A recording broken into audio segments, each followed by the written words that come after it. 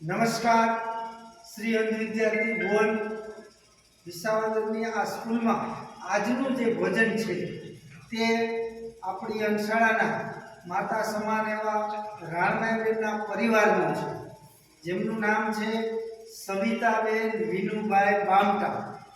મહેન્દ્રભાઈના ભાભીના તરફથી આજનું જમણ રસ અને રોટલીનું રાખેલ છે.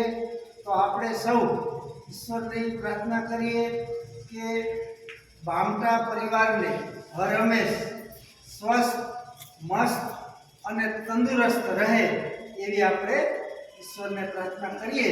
અને આ ભોજન લેતા પહેલા આપણે પ્રાર્થનાની શરૂઆત કરીએ. ઓમ